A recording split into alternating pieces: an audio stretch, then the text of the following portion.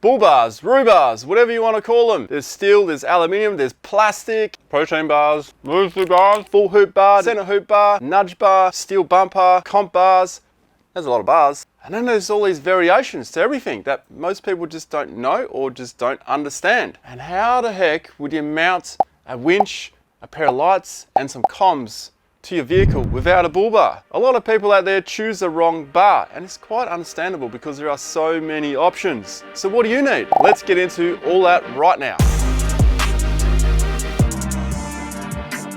So why do people need a bull bar in the first place? Well, animal strikes is the number one thing that comes to mind. On the highway, wildlife encounters, kangaroos, emus, sheep, goats, cows. But it's not all about animal strikes. It's also about off-roading, trees, logs, boulders, tight bends, all that kind of stuff you may encounter off-road. But let's be honest, 75% of tracks you're going to go forward driving on, you wouldn't even need a bull bar for, or a roo bar, whatever you want to call it. And the third reason why people get a bull bar, and not really a legitimate reason, I gotta say, in my opinion, you want to mount lights, comms, and a winch. You don't need a bull bar to mount those three things, and we'll get to that a bit later, how you're going to mount them without a bull bar. But the problem is, the accessory store will convince you to get a bull bar so they can easily mount the lights or the communication, or of course your winch. The fourth and the most legitimate reason that I believe for you having a bull bar is the fact that you can sit on 110 kilometers per hour on the country roads and you cannot worry about the minor animal strikes. Look, we don't want to hit anything in the first place, right? So if something jumps out, of course, slow down if you can, but the main point here is if you're doing the same trip without a bull bar, you are going to hit something eventually. I've hit many animals. Look, sometimes it might be due to the time of the day you drive, but I'll tell you right now, I've hit stuff in the middle of the day when you wouldn't expect it. So usually in the mornings and in the late arvos, that's when I'm aware that there is more potential for animal strikes, but I'm actually more aware, so I'm actually looking for it more. During the middle of the day, that's when you actually get surprised most of the time. Something big will come out in front of you, and before you know it, same scenario without a bull bar, most certainly would end your trip if it was like a 70 kilo roo, even a 50 kilo roo. Without a bull bar, that thing's just going to go through and hit all the vital components. Higher speed than that, well, it could be quite disastrous. So the bull bar on that particular scenario will give you insurance for your holiday, insurance for your vehicle, and possibly even life insurance if you want to look at the most extreme angle of this. And people do die on the roads from hitting animals. Also, having a bull bar makes it less likely for you to try and swerve around an animal on the road. Never swerve. When you swerve, that's when you roll a vehicle or you swerve into oncoming traffic. This is what's exposed behind most bumper bars. If you hit a log or something pretty hard, that's what's going to get crushed straight away. I mean, there is a bit of protection here, but I mean, this plastic guard underneath, it's pretty pathetic, really. That's what you are protecting with a bull bar. And also up here when you have the hoops. But we'll get to the hoopless bars and how good are hoopless bars? Well, that is a good question. Having a bull bar gives you that mentality of, yeah, you're going to be all right. Maybe not for Skippy though, but you'll be all right. And let's be realistic. A lot of people actually drive in the middle of the night, early hours of the morning, and in the afternoon, and that's why we have bull bars. Plastic, aluminium, and steel, let's put them up on the board and we'll compare them all. We'll start with the weights first. Obviously plastic is going to be a lot lighter and a lot weaker. Then we have the aluminium bar, about 30% lighter than your general steel bar, because they got to put a lot more into those bars and make them thicker so they can kind of be as strong as the steel, but they're never going to be as strong as steel. And I'll get to that a bit later. If you put a winch in it, then I can almost guarantee you will need a suspension upgrade there as well. But if you just have the alloy bar or a plastic bar, you're generally all right without a suspension upgrade. And then there's steel bar. With a steel bar, you are more likely to require a suspension upgrade because the front of your car is going to droop. You add a winch to that, I can guarantee you, you will need a suspension upgrade because your vehicle is going to be nosing down. Strength. Plastic, not so fantastic. In other words, weak as piss. But they will bounce back. So if you hit anything that's light, like light strikes, brushing bars and stuff, your bar will bend back. It has good memory, so you can flex around a bit. In that sense, it's pretty good, but it does look like a pair of sunglasses. Don't you agree? Alloy. How strong is alloy? Not as strong as what you think, but it's not too bad, to be honest. I've had an aluminium bar before. I've hit decent sized kangaroos, but not at 110. And there was this one time I got a little bit too excited at the Lansdowne sand dunes and I kind of jumped my Hilux a little bit. I compressed so much that the tires grabbed onto the bull bar wings and ripped it down. It only took 3 of us, 6 hands, to bend those wings back up on my piss weak aluminium bull bar. So they do have a place, but if you're after like ultimate protection that's strong, steel. You're gonna need steel. The steel bar. There's nothing stronger than steel. You hit something with a steel bar, it won't shift too much, it won't bend too much, it shouldn't crack. I've hit a lot of things with my bull bars other than animals, and it's generally all right. You get a few dings and stuff, it might shift on the vehicle itself a little bit, but so will all the other bars too. So steel would be the man of steel. Alloy would be this guy, and plastic would be a bit of Tupperware. So you have a clearer image of it. This is a traditional bar. This is a center hoop bar, which is commonly known as the Sahara bar at ARB, and this is a steel bar with no hoops at all. Full hoop bar, everything's protected. Kangaroos are about my height, which is like the big reds, or even a bit lower than me. Center of gravity is about here. Smack into it, they will smack straight into here if you don't have that. So basically all your cooling system is going to get pushed into your motor. You're going nowhere. If you only have a center hoop, then your headlights are in jeopardy.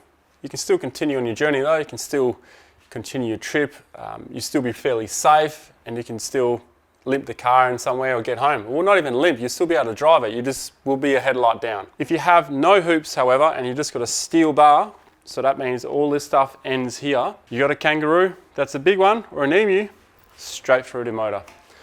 So those types of bars, I know they look cool. Some people think they look cool. A lot of people actually think they look cool. I don't know how many people think they look cool. Do you think they look cool? I don't really like them, but you're nodding, he likes them. Anyway, regardless if you like them or not, they're not really meant for out in the bush because all this is not protected when you don't have hoops on your bars.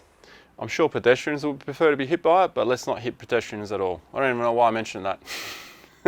Let's cut that bit out. Nudge bars. Why are they even a thing?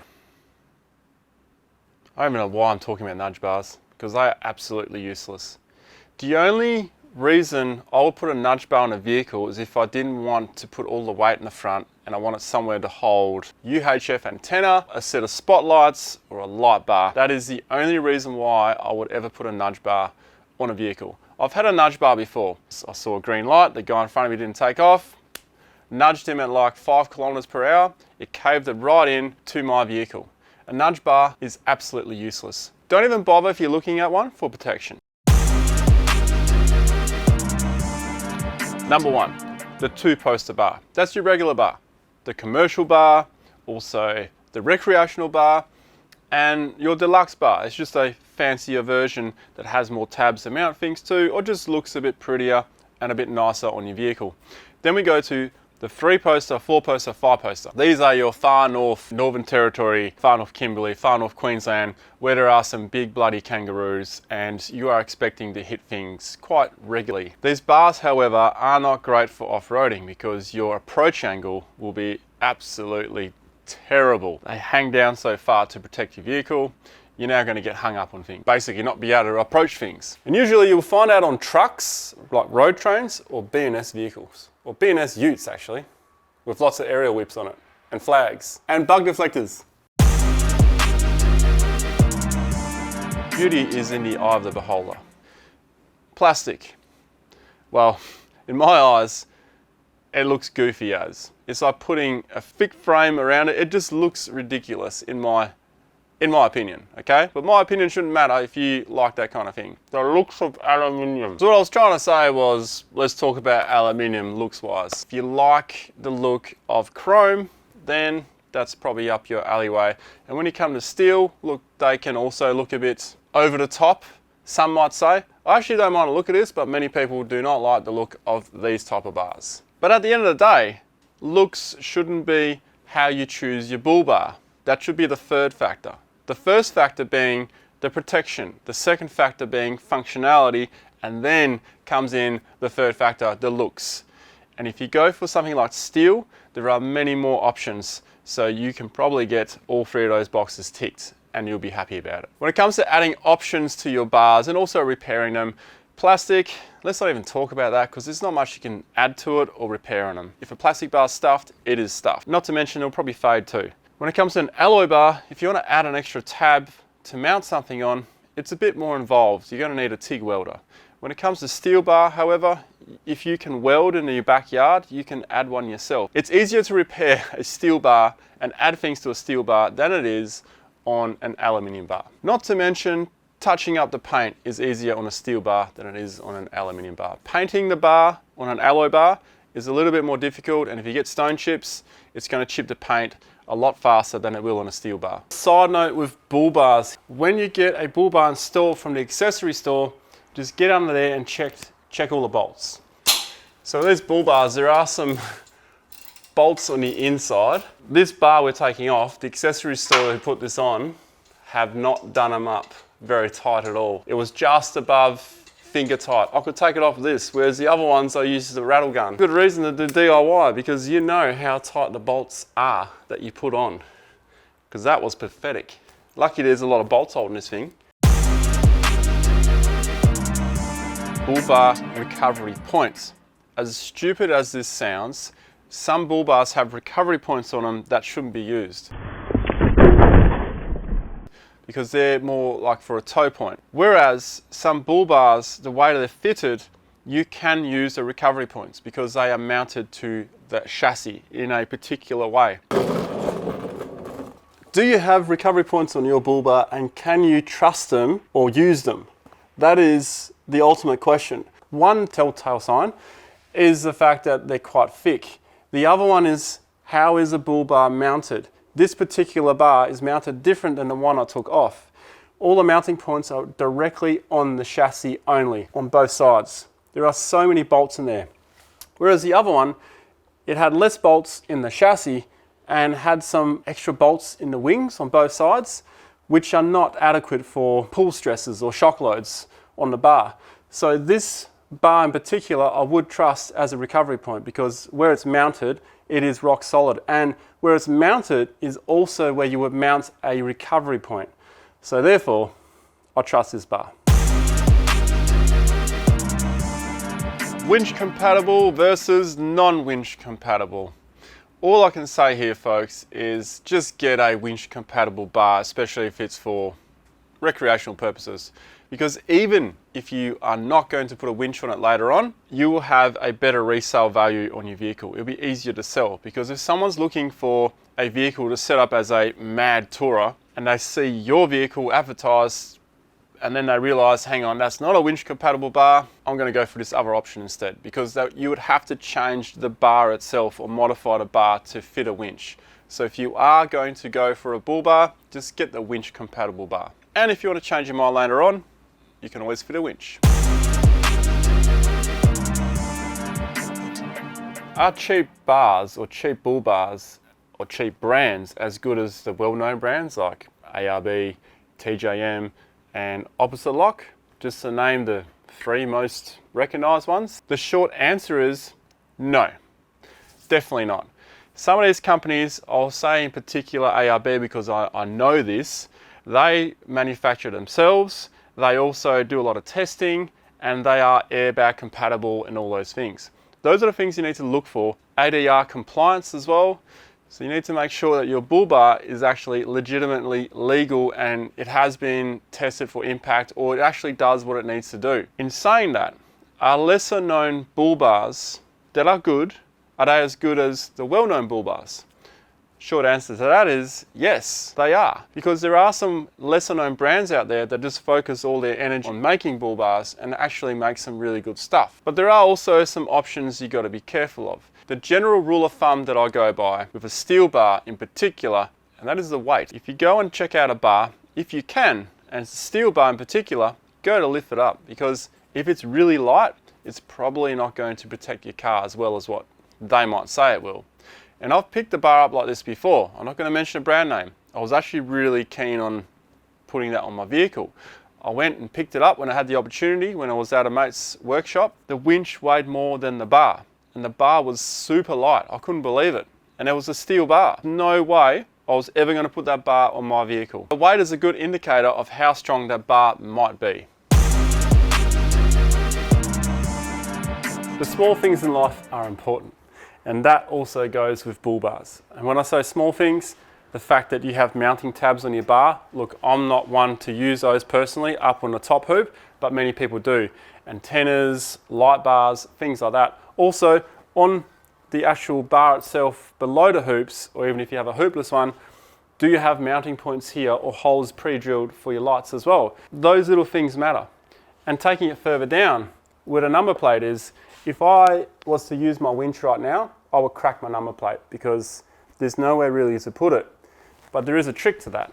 On my 79, as you can see right now, I have a flip up number plate. There are two reasons why you have that. One is for winching. The rope doesn't hit your plate or gets cut on the plate or ruins your plate, because my plate's acrylic, but if you had a metal one, it could slice into the rope. You don't want that. Number two, when you go through a water crossing, regardless if you have a winch or not, that water goes into this area here and then gets forced back out. And often you'll find that people lose their number plates in river crossings. So having those flip up plates, absolutely must have if you have a bull bar. Additional to the small things in the life of a bull bar, does yours have a high lift jacking point? For example, not all bars do. This one doesn't, but the FJ out there does have one. So if that's an important factor to you, then that's something you need to consider. What this one does have instead is a Reese hitch receiver mount. So you can actually mount something in here like a tube, then I can jack it up with that, but that's going to be a bit of a nightmare. So there are not really any options to jack this vehicle up with this type of bull bar. What if you don't have a bull bar?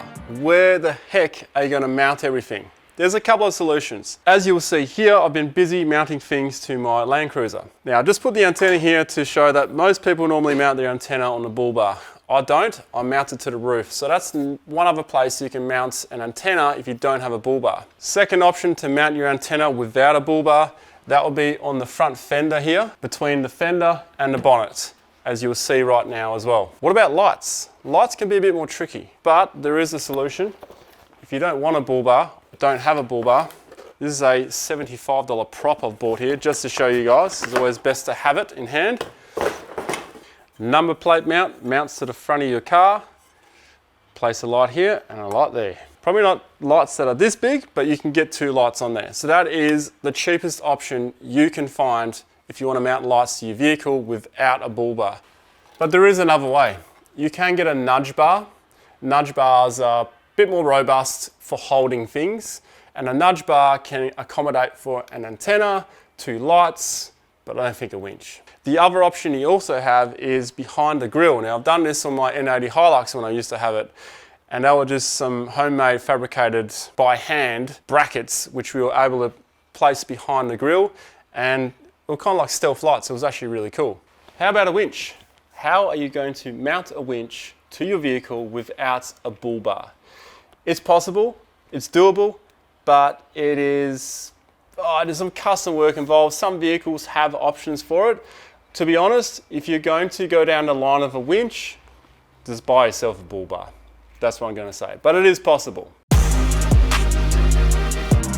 Let's talk legality. Is your bar legal, and how would you know?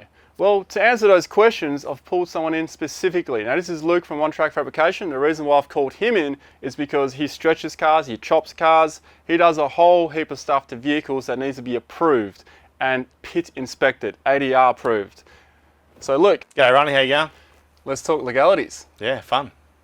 Putting a custom bull bar on a modern vehicle with front airbags is illegal, because if you have a crash, the airbags may not deploy. It could leave the manufacturer of the bull bar liable if the person dies or is seriously injured. A bull bar shape needs to be built to a certain way for pedestrian safety. If you have a look at the link behind me, this will show you the correct way a bar should be built for pedestrian safety and to get past over the pits or be legal on your vehicle. Thus making competition bull bars pretty much not legal for the streets. With the shape of a bull bar, there's lots of different angles, heights and sizes that it has to comply with. You may not ever hit anyone, you may not ever have a crash in it, but it also may not ever pass the pits if you ever have to get your car pit inspected. Modifying a bull bar is technically illegal because if it is a compliant bar, with airbags and everything else, if you modify that bar or bolt accessories like aftermarket scrub bars that aren't compatible with that bar, technically your bar is no longer airbag compatible because you have modified it from the manufacturer's spec. Another thing that a lot of people don't know about is you're not allowed to bolt sausage makers, aka fishing rod holders, like what's behind me, because they protrude and can injure someone seriously and make sausages.